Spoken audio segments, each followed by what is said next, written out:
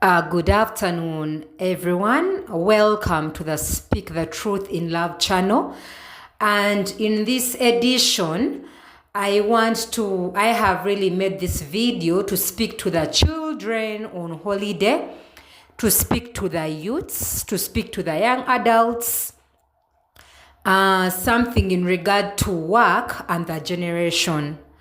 I'll give my message a title: Children Learn How to Work. Abaana tuyige okola. First of all, my name is Miss Veronica Mirembe Benedictio.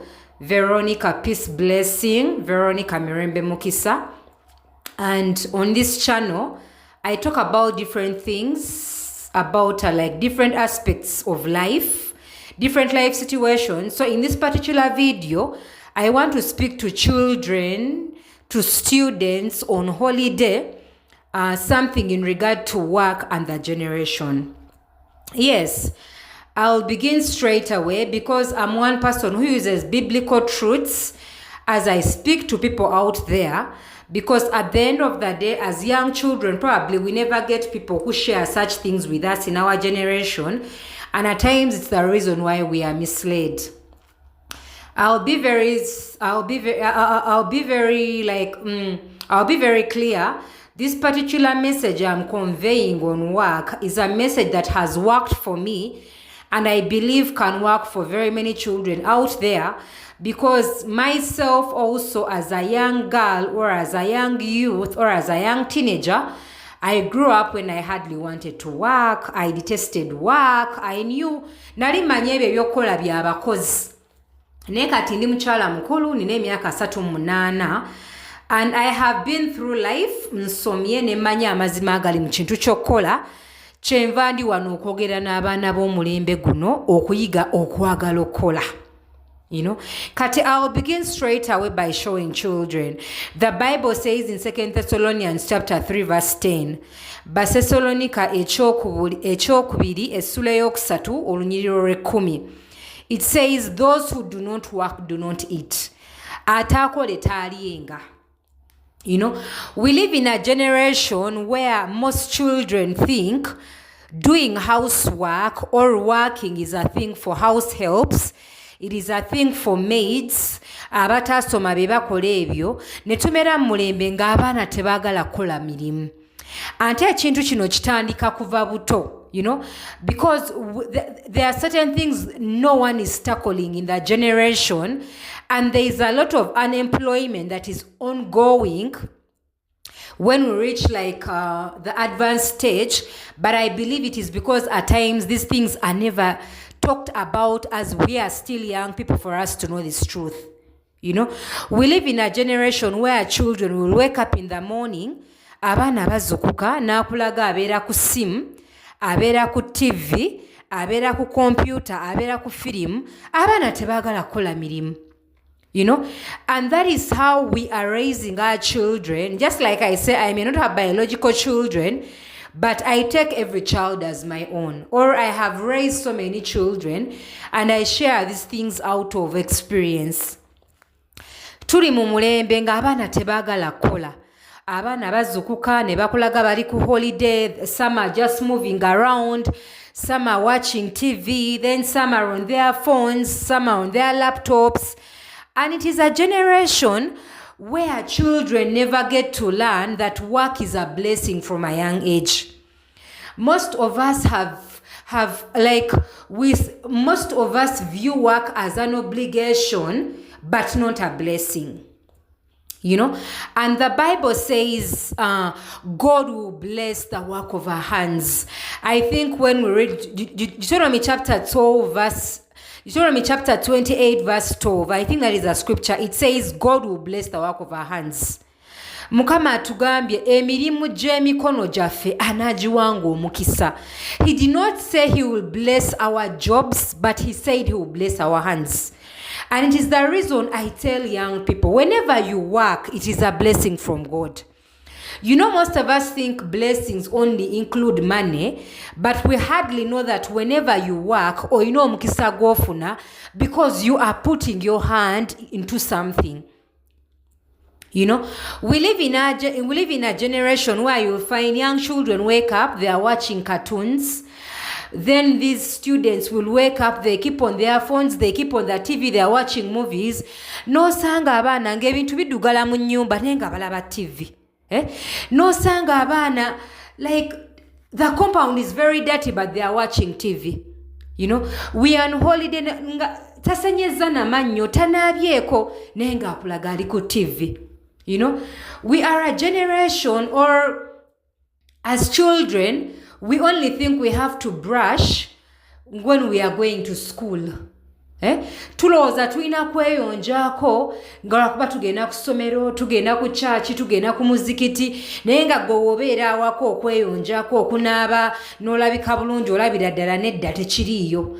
Ate ng'ekireeta kino kuba n'abazadde baffe, omuzadde waabeera waka nga tagenda kukola ajja kulaga abaana be talina budde bunaaba, talina budde bwefaako, naye ajja kwefaako ng'agenda mu office. You know, and at times we are disturbed as a generation because there are certain truths we do not know as children. You know, you find we are on holiday and a child can hardly do anything at home. Nenga siba ku TV, no sanga omwana omuwala ali mu secondary, ali mu primary, tasobola wadde koza ngoye ze, tasobola koza nika ze, lwakuba amanyi waka waliwo abakozi.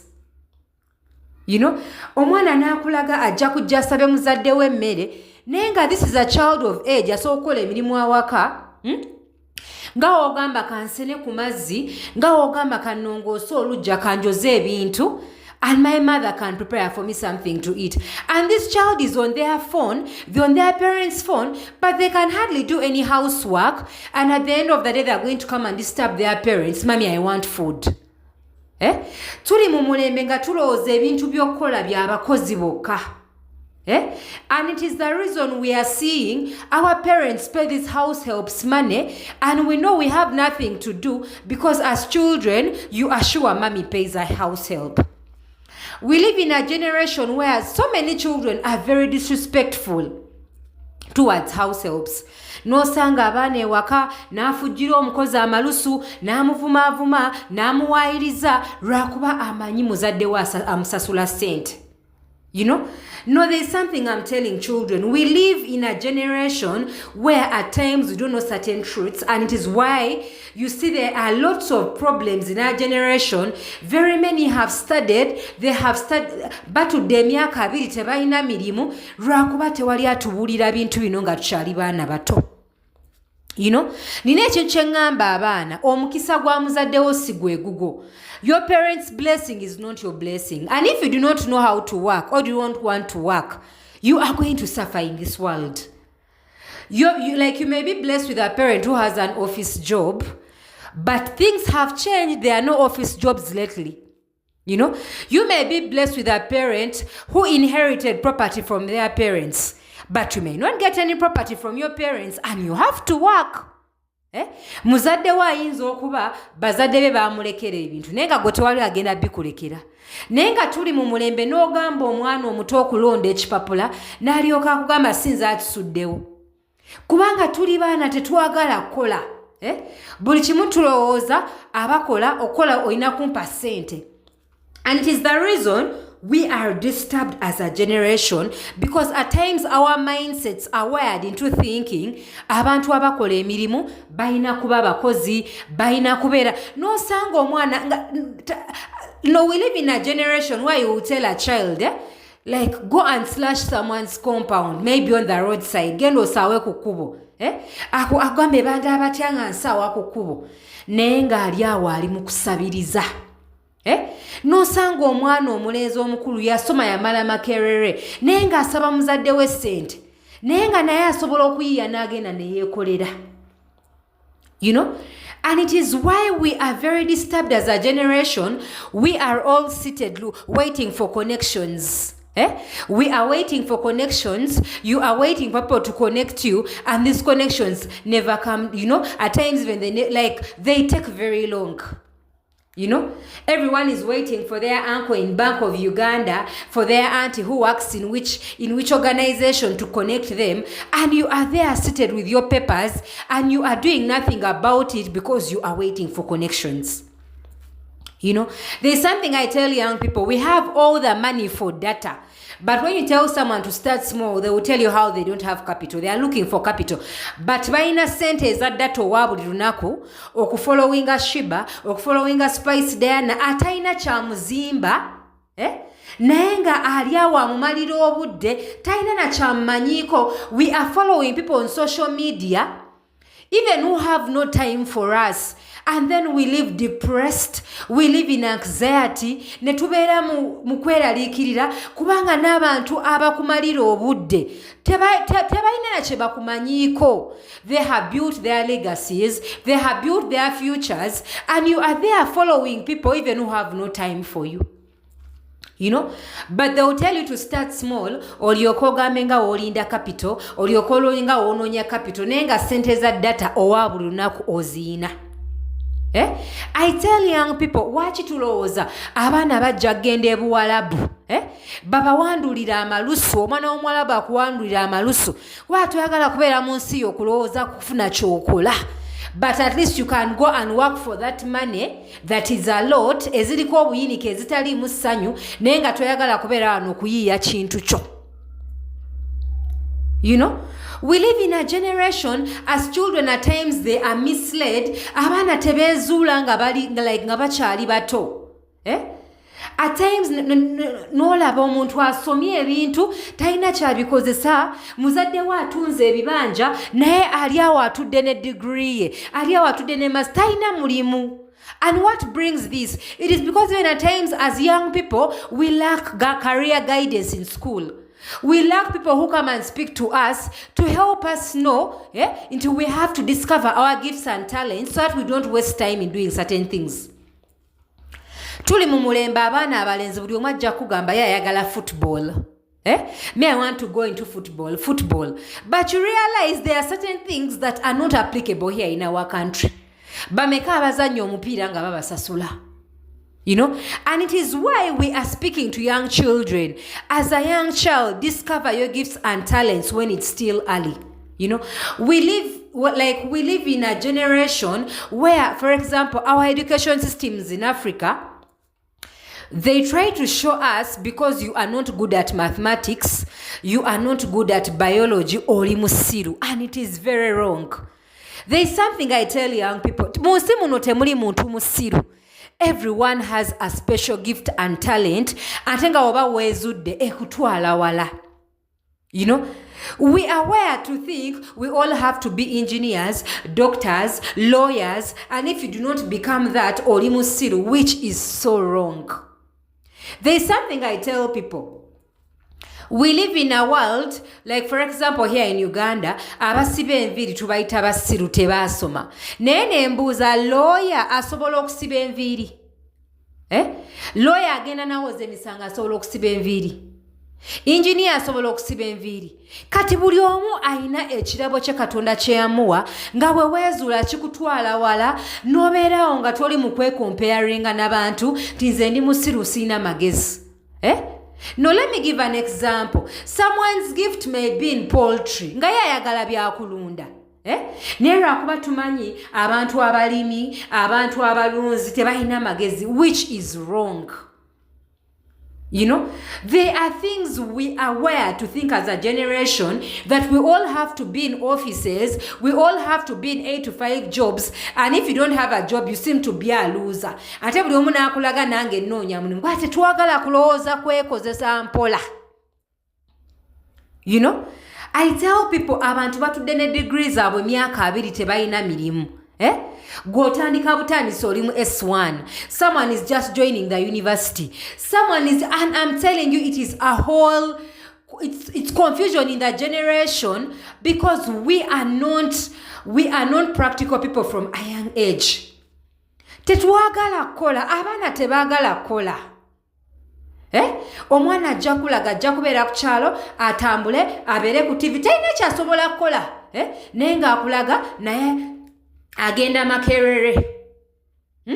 You find a child wakes up, even they cannot lay their bed.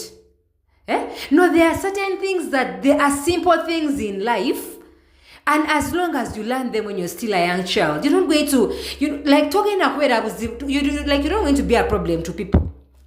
We live in a generation where we think we all have to be in the office, which is wrong.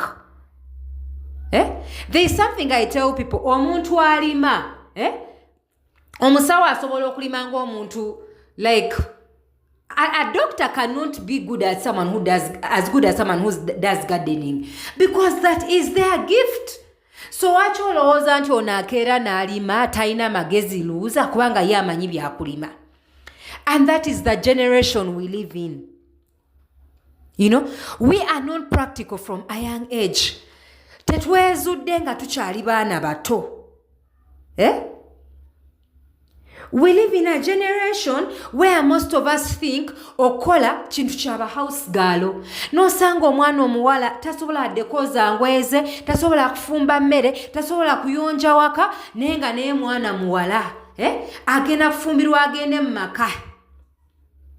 Nenga akulaga mama yamwoleza engoye, mama yamwoleza n'ennika, muwala ali ku university. No, I'm speaking these things out of life experience because I have seen people who are doing these things. We live in a generation where we are so unserious. You cannot tell me you are a girl in secondary school and cannot wash your clothes, but have households at home who are washing your clothes. It is the reason we are seeing most of us are battling depression, anxiety, because you stay at home and you think that whenever you work, you are a loser when other people are doing it. No, let me speak to the young adults who have finished campus, who are finished, who are out there looking for jobs. You find people will be depressed because they have no jobs, because they are a loser, other people are in office working. No, there's something I tell young people. It may be a season for you even to learn housework, and it's the reason you don't have a job. But you're into depression. Whenever you keep yourself busy, you won't be in that depression because you have something keeping you busy. It may not be giving you money, but you have something you are learning. It may be a season for you to learn something. But we live in a generation where most young people do not want to work, and it is the reason why there is a lot of suffering. There is a lot of suffering. Abantu basomye tebalina mirimu. As a young child, have values. Manya nti atakole talienga. Ngena nengamba abaana abalenzi. We are in a generation where men are not responsible. And how does this happen? It's because from a young age, mama atitibya omwana. Mama nakulaga omwana ali mu secondary yamoleza boxer. Mama nakulaga ayoza ebintu abaana bali awo batudde balaba TV. Kati omwana omulenzi oyo agenda kukula atyanga amanyi okukola gwe mama ng'omulaga nti osobola omukolera emirimu. Tasaana kusena mazzi waka naye ali mu holiday mama yagenda n'agasena. Kubanga mama alowooza ayagala nnyo omwana w'omulenzi. Naye nga takimanyi nti amwonoona boonoonyi. A mother cannot tell their kid genda osaawe ku lujja ajjaga mwana yange bamulata nga asaawa olujja. No, there is something I tell people, ebbeeyo tekuliisa mmere. Oyinza okuba oyina masters, oyina degree. Ne degree tekuliisa mmere ng'oli mu kusabiriza. Degree tekuweesa kitiibwa ng'oli awo osabiriza tosobola kwekolera. Abaana abalenzi tubagamba ebintu bino nga mukyali bato. Girls will tell you no money, no honey. Kati woba ku myaka egimuto bino nga toyagala kukola, n'oba mulungi otya tewali yagala musajja atamanyi kukola. And it's the reason why we are living in a generation where men are not responsible, because as young boys, their mothers are trying to, their mothers pamper them, but they hardly know they are causing their fate in life. I tell young people, have values in life that are taking you places. Everyone has qualified as an engineer, as a doctor, but there are values like integrity that will make people want to work with you. Amazima, being true when no one is watching. There are certain values that will consider you for job, people will consider you for job interviews because you are a truthful person. You are true when no one is watching. There's something I tell young people. Look at what is ongoing in our generation. the tailors, the graphic design. There are certain professions, carpenters, where people hardly tell the truth. But just imagine being a tailor who tells the truth. Just imagine being a graphics designer who tells the truth. Just imagine being a surveyor who tells the truth. A lawyer who tells the truth. Because abantu banoonya abantu b'amazima. Oyinza okuba osomye ng'ebipapula by'obiina naye nga toyina mazima, tewali agenda kuwa mulimu nga toyina mazima. No, we live in a generation n'osanga omuntu there an electrician azze kanika waka. Naye ng'amanye waye yafudde ya 15 n'alyoka agamba omuntu emitwalo 10 naye nga naye amanye alimba. And those are the things we take for granted as young people, and they are the reason why we live in a lot of suffering, in a lot of stress, because we know even God understands. As a young person, you are working hard, but have values that will make someone take you out on for a job because you are exceptional. Have skills in life that are building and making you a better person. You may be a lawyer who knows how to bake. You may be a doctor who knows how to drive. You may have an extra skill. You may be a doctor who knows different languages. You can work with patients who know French, who know Chinese. You may be a lawyer who has done a course in coding. Have something that makes you exceptional, because everyone is qualifying as a doctor, as a lawyer, as a teacher, as a journalist. But what makes you exceptional? There are certain things like skills that you will have that will make you stand out when you go for job interviews. It could be a language, it could be driving, it could be speaking, you may have a skill that makes you exceptional as you pursue your career. And then more about this video, like there's something I've heard nekintu kyempuliza ku mawulire nga bagamba nti abantu abakola n'abantu abaradde b'emitwe bagamba abaana abato ba youths, there's a lot of suicide, abaana bali mu kwetta, abaana bali mu depression, abaana bali mu anxiety, bali mu kunywa, bali mu kozesa biragalalagala. And what brings this? It is because as young people there are certain truths we have not known. We live in a generation where we are too much into social media, and we hardly know the impact of social media to our mental well-being. Social media is not bad or evil because it has very beautiful things we can learn and do with it. But at the end of the day, do not allow it to be the reason of your depression, the reason of your stress, the reason of your anxiety, because you have not known certain truths. We live in a generation where things are so superficial on social media. People actually do not, like the things people post is not reality, and that's what people don't know. You are working in comparisons because you are seeing people posting things, but you actually don't know what is going on in their lives. Abantu just take out things to keep appearances, and people are in stress, they're in depression, they're in competition, but they hardly know how social media is one of the causes of stress and depression among so many young people. Because you want to be like others. There are lots of things like cyberbullying. There are things that happen to young people in our generation because we have not known certain truths. People keep on social media and they are seeing how others are getting married, how people are building houses, how they are getting engaged. And what brings this? It is because you do not remain in your lane as a child.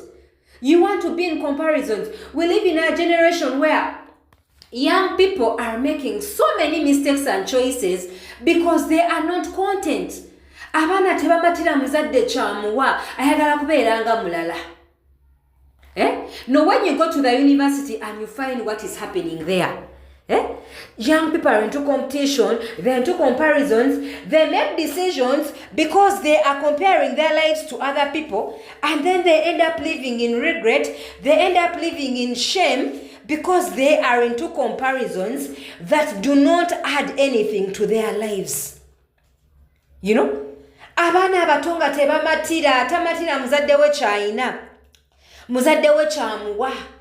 You know? Alabira ddala alina kubeera ng'oli nota abaana bato ne batandika okutambulira mu bulimba, ne batandika okutambulira mu bubbi. You're lying your parents, you're going here, you need money for this, but you are into telling lies because tomatidde muzadde wo kyakuwanga mwana muto. You know? Now let me speak to young people. There is a lot of suffering among young people because we're into competition. We're into competitions as young people that do not take us anywhere. You know? As young people, nobeerawo newe comparinga ono mukono gwange alina kino, ono bamugulidde kino, ono alina essimu. But we all forget we come from different families and backgrounds. And what brings this? Because we don't want to work. You know, as I'm finishing, let me tell young people, you may be coming from a rich family, but if you don't know how to work, you are not going to keep those riches. Muzadde wa yayinza okuba kukoleredde nene wanakuwa property nga tomanyi kolo, you're going to just sell the property because all you know is being in a happy, you know, an expensive and lavish life, but you hardly know the cost that comes, that you have to work for that life. There is something I tell people, bayinza okuyita omwana w'omugagga, naye ng'omugagga yakedde n'afa. The richness, like the wealth, will vanish because you don't want to work. All you think your parents are rich, I'm telling you, those are your parents' riches. They are not yours. You also have to make your wealth. So when you don't learn how to work, buli w'otayiga ekola, togenda kubeera na mirembe ku nsi, togenda kubeera na ssente. There is something I tell people, like your parents' blessing may not be your blessing, and the reason you have to work hard. Your parent may have educated you through having an office job, but you may not have that office job as a child, and the reason when you don't learn how to work, you're going to suffer in the world because all you know is being on TV, is watching movies, is hanging around with friends, but you don't want to pay the cost of, you don't want to pay the price of working. You know? Nga maliza kambulire abaana abali ku holiday. Aina amatu akole ki? Awulire. Learn how to work. Yagala okola emirimu kubanga okola kintu kya Bwakatonda.